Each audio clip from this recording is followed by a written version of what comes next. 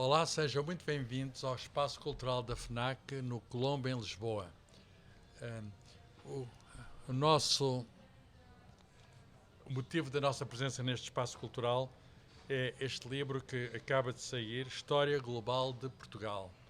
É uma edição do Círculo de Leitores para Clube do Livro, formato de capa dura, e é também uma edição de temas e debates de capa mole que está em comércio nas livrarias por todo o país a partir do dia 16 de outubro.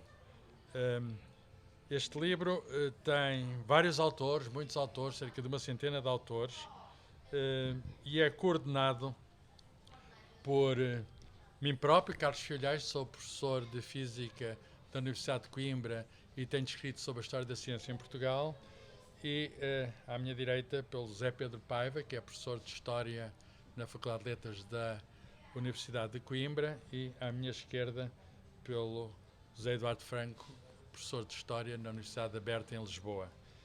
Estamos aqui para falar um pouco deste livro. O livro é inovador. Esta nova ideia da história global é uma ideia que, de algum modo, chega em força em Portugal com este livro. É a primeira história de Portugal que vista sob este prisma da história global. Mas, melhor do que eu, falarão sobre a obra os dois historiadores aqui presentes que vão explicar o que é a história global e explicar qual foi o intuito que pretendemos com a escrita deste livro. Começo pelo José Pedro Paiva. História Global de Portugal, o que é? Bom, muito boa tarde, boa noite, bom dia, depende da hora que nos vierem a ouvir. O Carlos teve a gentileza de dizer que eu e o José Eduardo é que iríamos responder às perguntas porque éramos melhor a divulgar do que ele. Eu não creio que isso seja verdade, foi modéstia. Mas vamos então ao repto. História Global de Portugal. Esta é de facto a primeira abordagem que tem esta perspectiva. É um tipo de abordagem, um tipo de olhar para o passado que está particularmente atento a três aspectos. Em primeiro lugar, às conexões, às ligações, às articulações entre espaços, geografias e tempos diferenciados. Alguns dos autores que fazem história global têm assinalado que, nessa perspectiva, as conexões, as articulações são elevadas a uma espécie de um pedestal. A segunda dimensão desta proposta prende-se com os níveis de integração a uma larga escala, a uma escala global, deste tipo de articulações. Portanto, conexões, integração e a busca, a procura de causalidades que não se circunscrevam à imanência de certos lugares.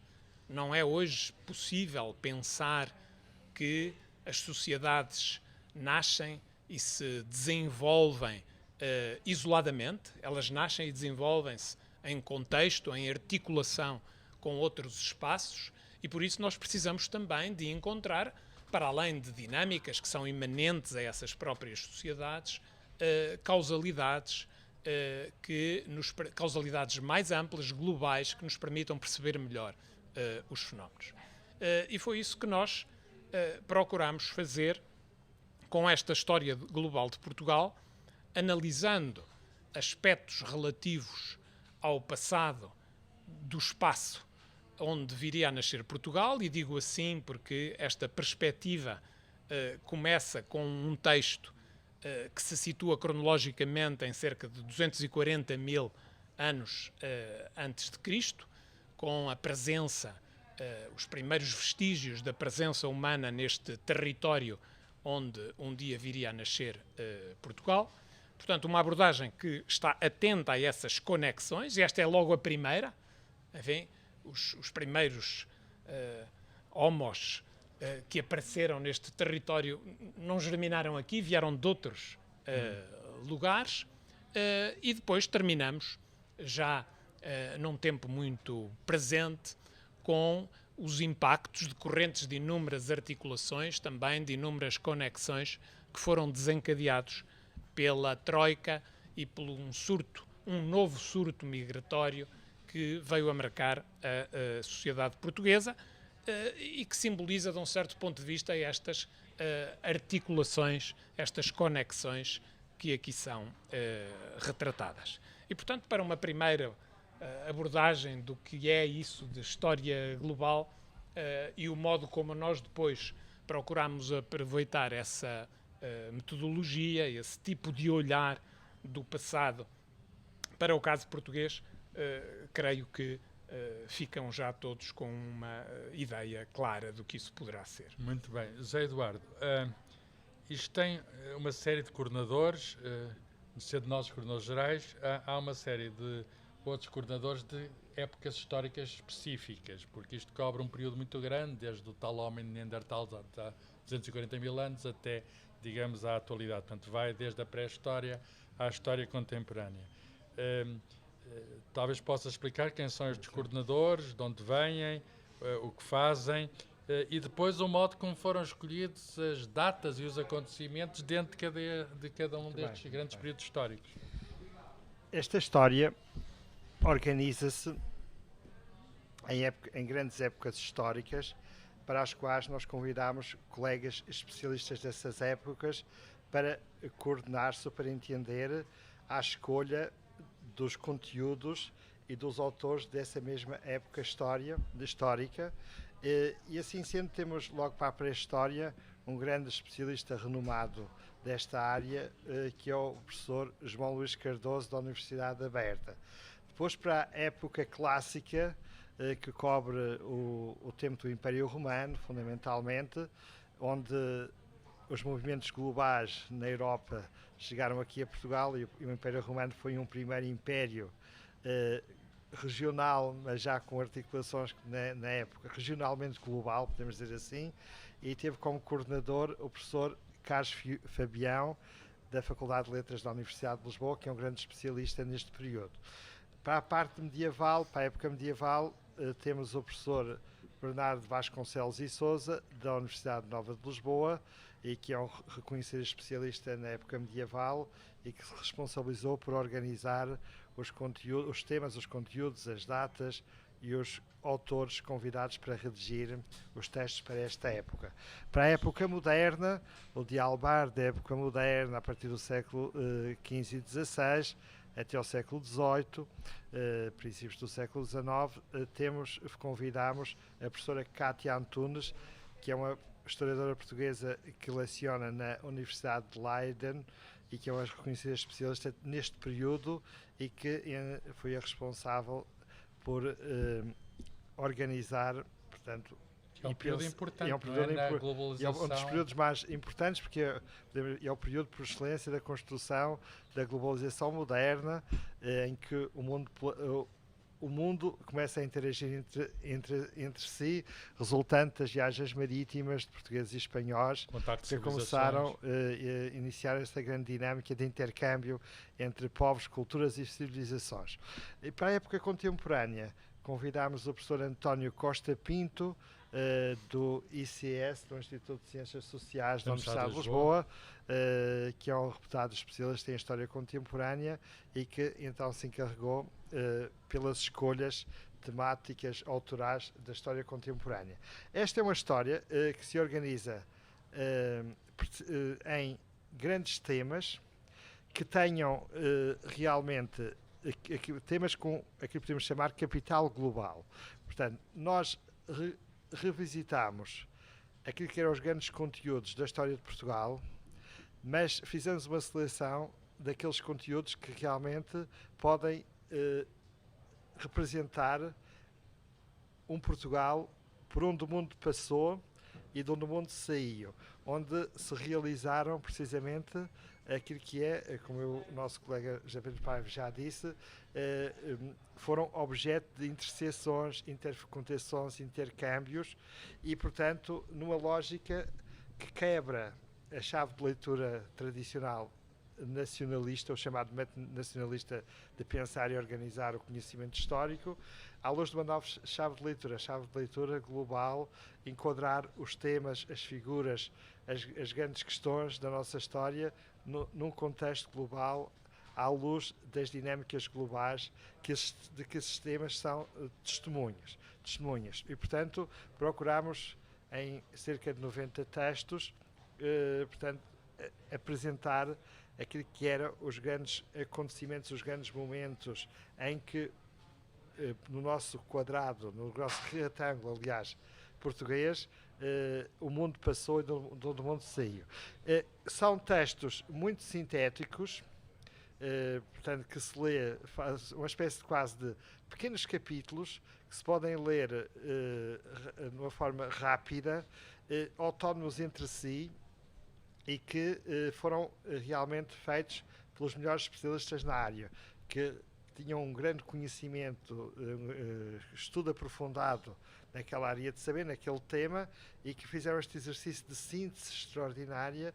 Cada texto tem 12.000 caracteres e, portanto, pode ser lido de uma forma rápida e, ao mesmo tempo, torna-se uma janela para quem quiser conhecer o essencial sobre aquele tema de forma atualizada, e também são apresentadas as pistas para o seu aprofundamento, caso queira aprofundar.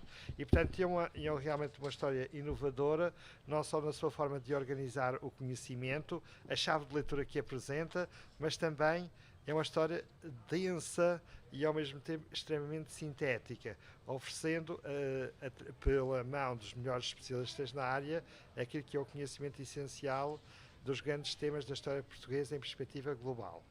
Portanto, uma nova visão sobre a história de Portugal. Já havia várias histórias de Portugal, mas esta na linha de histórias globais recentes, que saíram, por exemplo, em França, e foi um livro que foi muito vendido, deu muita polémica, História Global de Itália, História Global de Espanha, enfim, os Estados Unidos também têm obras deste género. É, portanto, uma nova corrente historiográfica que é inaugurada em Portugal com este volume. Com certeza haverá outras possibilidades de fazer história global. Esta é uma primeira proposta e quisemos que isto fosse, digamos, uma espécie de uma sinfonia tocada pelos melhores instrumentistas.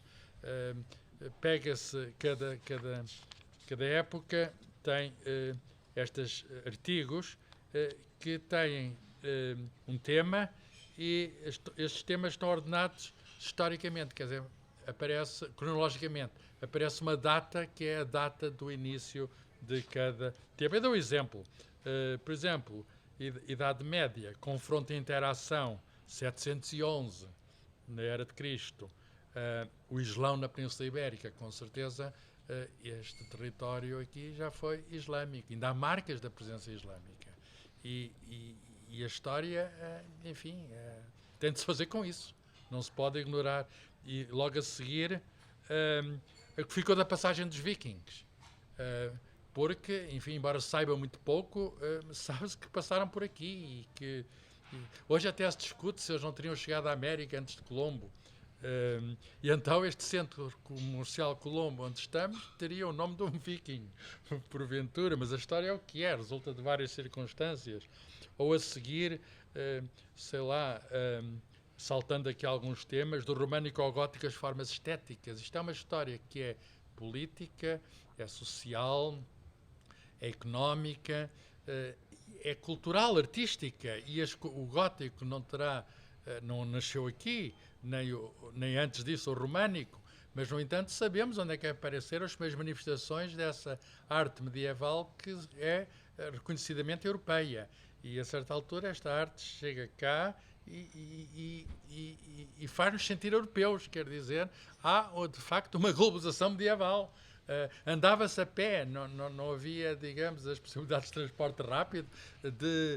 Para dar um exemplo, aqui de Lisboa até Coimbra eram 7 dias a pé, foi o tempo que demorou Santo António quando decidiu ir de São Vicente de Fora para Santa Cruz em Coimbra, e depois, enfim, haveria de fazer uma jornada inversa e indo para a África e depois para a Itália e, enfim, tornar-se o Santo António que nós conhecemos. Aliás, Santo António é também aqui um dos nomes, enfim, é um dos nomes globais, é dos portugueses mais conhecidos, não tínhamos dúvida, e aparece aqui de Fernando Martins a Santo António de Lisboa, um santo para o mundo, e logo a seguir um outro grande intelectual português que ganhou fama mundial, João XXI, clérigo português, pastor universal, a Universidade de Coimbra, que é fundada em 1290 e que ganhou, hoje é Património Mundial da Humanidade, ganhou justamente fama global pela, digamos, do seu papel no espalhamento da língua portuguesa e da cultura portuguesa. Outra curiosidade, estou-me a restringir aqui a Idade Média apenas como exemplo, estamos agora a viver num tempo de pandemia, mas, enfim, isto está longe de ser a primeira pandemia. Sempre ao longo da história houve pandemias. E aqui em 1348 chega a Portugal, vindo da Ásia, vinda da China, como esta, aliás, também veio da China, a peste negra, um flagelo que foi quase global, quer dizer, não terá passado a América nessa altura, mas foi de uma amplitude impressionante. Foi o tempo em que a Itália, o Boccaccio escreveu, de Cameron, etc. Enfim, depois vem a expansão marítima, etc. Talvez, eu passava aqui a palavra ao José Pedro Paiva, porque ele conhece bem enfim, não só este período medieval, como também a seguir a época moderna. Ele tem aqui, eu como curiosidade também digo que há aqui um artigo que tem o título Dom Afonso Henriques, Portugalense, Rex, filho de Teresa de Leão e de Henrique de Borgonha. Eu quero dizer que os primeiros portugueses eram filhos de imigrantes. E, portanto, Portugal veio de fora. Quer dizer, o sítio sempre aqui esteve, mas circulação sempre houve. E este é um olhar diferente. E talvez o Zé Pedro Paiva conhece bem a história de Portugal, a história religiosa, que depois vai... E Portugal vai ter um papel na época moderna, um papel até na própria globalização do cristianismo, não é? Que era, enfim, a Idade Média não se pode pensar sem essa marca forte que é o cristianismo, mas depois, a partir daqui, isto é uma espécie de plataforma de lançamento através da missionação, para terras que são de África, da América, da Ásia, enfim, da Austrália também, e, portanto, talvez dizer que papel foi esse que Portugal teve, em particular na história religiosa. Enfim, nós aqui de facto fazemos abordagens que também tocam essas conexões, essas articulações do ponto de vista religioso. Uma religião que chegou aqui à Península ainda no período da ocupação romana, que nasceu no Médio Oriente e que portugueses e espanhóis, em articulação, muitas vezes, outras vezes com projetos autónomos, tiveram um papel importantíssimo na sua irradiação pelo mundo, deixando algumas marcas que são duradouras até hoje. Basta ver, olhar com atenção para aquilo que é a geografia das religiões no mundo, para percebermos como esses fluxos que tiveram aqui nexos importantes na Península Ibérica, em Portugal, em toda a Europa, acabaram por afetar o mundo. Eu permitia-me, uma vez que o Carlos deu sobretudo exemplos do período dito medieval, e gostava de chamar a atenção para um outro aspecto. Nós, por talvez facilidade de comunicação desta obra a um público mais amplo português, tomámos a opção de manter como categorias organizativas dos grandes blocos em que a obra se estrutura conceitos que têm uma natureza europocêntrica. Antiguidade, pré-história, época medieval, época moderna, época contemporânea, têm uma marca claramente europocêntrica, que é um dos aspectos que as tendências atuais da história global procuram ultrapassar. Eu há pouco referenciei 3 aspectos que, de um certo ponto de vista, caracterizam esta tendência. Não referi este, faço agora uma certa crítica a um europocentrismo. Como todos compreenderemos, não faz sentido falar de Idade Média na China ou de Idade Contemporânea ou Antiga na América. Mas isso foi uma opção propositada, como digo, para que se mantivesse uma relação mais fácil com o leitor de história atual português, mas aqueles que vierem a compulsar, a frequentar esta obra, facilmente se aperceberão que depois, nas análises concretas de cada tema, essa linguagem é posta de lado. Essa linguagem desaparece, porque precisamente aquilo que nós estamos a procurar é perceber o lugar de uma série de factos e de acontecimentos, de ideias, de objetos que têm como centro de passagem aqui Portugal, em articulação com outros espaços do mundo. Mas relativamente a essas originalidades de leitura, eu gostava de dar o exemplo, obviamente que nas escolhas que nós fizemos dos objetos da nossa análise, nós tivemos que incluir uma série de aspectos que são incontornáveis para perceber Portugal na sua articulação com o mundo, e alguns deles são tradicionais nas anteriores histórias de Portugal que já se fizeram. Por exemplo, 1580. Como todos sabemos, normalmente, na maior parte das abordagens de história de Portugal, ainda hoje, 1580, e aquilo a que se designou como a União das Coroas, é lido de um modo muito negativo, nacionalista, digamos. Nacionalista, naturalmente, numa estreita articulação apenas com aquilo que se passava na Península Ibérica. Ora, a leitura que aqui é propiciada, curiosamente, por um autor que é espanhol, Rafael Valadares, e essa escolha também não é inocente, é uma leitura que nos chama a atenção para o facto de que a União das Coroas foi também uma união de mundos e a criação, pela primeira vez, de um império que tinha uma extensão amplíssima e que ocupava todos os continentes, criando um tipo de fluxos e um tipo de conexões que se perpetuaram, em alguns casos, até hoje. Por exemplo, a criação de determinadas rotas marítimas que ainda hoje existem, de redes comerciais e financeiras, de um certo poliglotismo que passou a caracterizar estas articulações do mundo e que todos nós hoje cultivamos, a adoção de hábitos culturais, de hábitos de alimentação, muitas vezes de padrões estéticos que existiam dispersos um pouco por todo o mundo e que, a partir desta união de mundos, começaram a criar redes cada vez mais fortes, muitas vezes com sentido de aproximação, mas também, e isso é uma das marcas desta obra, é que ela não esquece que a história global também está atravessada por processos extremamente violentos, de guerras, de conflitos, de escravatura, que não é aqui esquecida. É outra das originalidades desta abordagem da história de Portugal. A revolta dos escravos em São Tomé por aparece exemplo, aqui numa secção. Não é comum, ao frequentar as histórias de Portugal existentes, nós encontrarmos referências à revolta dos escravos de São Tomé, em 1517, que, de um certo ponto de vista, é uma das primeiras manifestações de resistência e de insurreição à construção de um determinado tipo de mundo, determinado tipo de articulações e de conexões à escala imperial, que naturalmente também tiveram impactos muito negativos, muito violentos em certas zonas do mundo. Muito bem. O mundo mudou Portugal, Portugal mudou o mundo. Podes talvez dar alguns exemplos de marcas portuguesas no mundo que resultam desses cruzamentos? Realmente esta história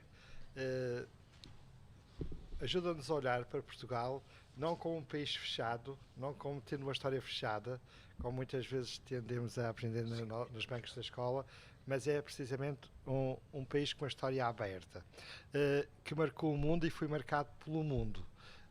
E, portanto, e alguns, naturalmente, nós aqui relevamos algumas figuras, algumas marcas em que Portugal realmente marcou o mundo de alguma maneira. A começar logo, contemporaneamente, pelas nossas marcas num dos fenómenos desportivos mais global da atualidade, que é precisamente o futebol. O Eusébio é uma entrada aqui, não é? O Eusébio, Cristiano Ronaldo, têm que ser aqui naturalmente referidos, porque nas últimas décadas estes dois nomes grandes do futebol acabaram por projetar a imagem de Portugal no mundo, e quando se vai a qualquer país, as pessoas ainda se lembram, quando se fala em Portugal, associam ao Eusébio, os mais velhos. Não é só o Eusébio, está aqui o Bacalhau. Ao Cristiano Ronaldo. Depois temos outras marcas globais, como, por exemplo, uma dos esplendores da nossa culinária, precisamente os pratos de bacalhau. O bacalhau é precisamente um produto global que é pescado fora das nossas águas, depois faz um percurso, aqui chega e aqui foi transformado naquilo que é um dos pratos mais emblemáticos da nossa cozinha. Aí está um produto global no quadro de uma economia dinâmica de que Portugal, na sua história, participou e também beneficiou, e dela conseguir criar até marcas próprias.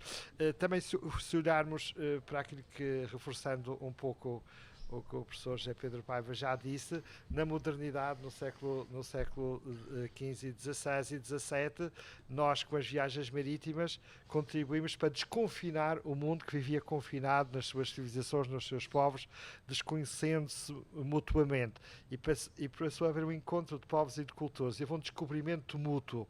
E isso, Portugal teve esse papel importante, conjuntamente com a Espanha, seguido pelos outros países europeus. E, portanto, esse é Portugal realmente, e a história mostra um pouco isso, que foi o que despoltou a globalização que temos hoje, construir a proto-globalização planetária. E, portanto, é um dos aspectos que nós referenciamos e destacamos nesta obra. Muito bem. Gostava de salientar um aspecto. Esta obra é organizada por datas, é um aspecto importante. Datas que são escolhidas para abrir cada capítulo, mas são datas de referência, são datas simbólicas, que é um ponto de partida, um ponto de chegada de um grande que marca um acontecimento. Tudo se cruza. No espaço e no tempo. Exatamente. Ora bem, estamos a chegar à nossa ao hora. fim, mas eu não termino sem fazer uma referência, digamos, à ciência. Há aqui várias referências à ciência neste livro. Portanto, não é um livro apenas de história no sentido tradicional. Há aqui muita história da ciência que interessa a todas as pessoas das áreas científico-técnicas. Por exemplo, na ocupação dos romanos, há os historiadores Estrabão e naturalistas, Plínio o Velho, que falam do fim da Terra, o promontório sacro, que era o sítio onde a Europa terminava. E há aqui, portanto, o mundo, a Europa identificava-se com o mundo, e há aqui foram encontrados vestígios arqueológicos, enfim, não exatamente o Cabo da Roca, mas perto da Praia das Maçãs, o Alto da Vigia, que havia rituais sagrados de adoração dos astros, do Sol, da Lua e do oceano. E, portanto, isto foi uma marca em que o homem ocidental, neste caso europeu, se confrontava com o mistério, se confrontava com, de algum modo, o fim do mundo. E depois, mais tarde, continuando na ciência, nós, na modernidade, temos aqui 1563, uma data, que é um livro que é impresso em Goa, Colóquio dos Simples. Há muito poucos exemplares desse livro no mundo, mesmo aqui em Portugal, há muito poucos, mas isto representa a globalização da imprensa de critérios móveis. A imprensa foi, enfim, inventada na China, mas depois foi reinventada na Alemanha, por Gutenberg. E depois são portugueses que levam a imprensa para a Índia. E este é um dos primeiros livros que são lá impressos. E o que é que contém o livro? O livro contém, digamos, uma descrição de plantas orientais, e, digamos, as suas aplicações médicas. O seu autor é Garcia da Horta e é, digamos, um médico global. É um médico que cruza saberes. Dando um salto, só um exemplo do século XVIII, o terremoto de Lisboa foi o maior terremoto que houve na Europa e foi um dos maiores do mundo, está na lista dos maiores abalos de terra no mundo. E isso mudou não só, digamos, a paisagem de Lisboa, mas mudou a filosofia, teve impactos na filosofia, mudou a história, muitos documentos que se perderam. E isto está aqui também estudado na atualidade, ou mais na atualidade, Egas Muniz, um médico português que foi, enfim, não foi nas ciências, é o único prémio Nobel. O livro não podia terminar sem uma referência à literatura portuguesa, à internacionalização da literatura portuguesa, e há grandes nomes da literatura portuguesa.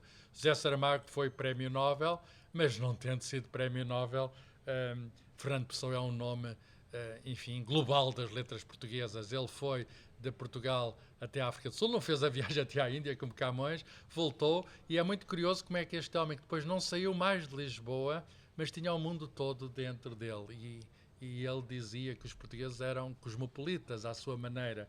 Este é um livro sobre o cosmopolitismo português, é um livro sobre a maneira que nós vemos o mundo, a maneira como o mundo nos vê a nós. É um livro, enfim, que está à vossa disposição. É um livro que encontram nas livrarias, encontram no Clube do Livro, encontram no Círculo de Leitores. Eu agradeço muito, e com certeza em nome dos meus colegas, os apoios que nos permitiram realizar este livro. Isto resulta de um grande projeto envolvendo muita gente, e há, enfim, instituições, empresas que nos apoiaram, o Montepio, a Navigator Company, a Fundação António de Almeida, do Porto, para além, naturalmente, da Fundação para a Ciência e Tecnologia, onde tem muitos centros de investigação que albergam, digamos, muitos dos escritores, muitos dos autores deste livro. O livro, a partir de agora, é de todos, aberto a críticas,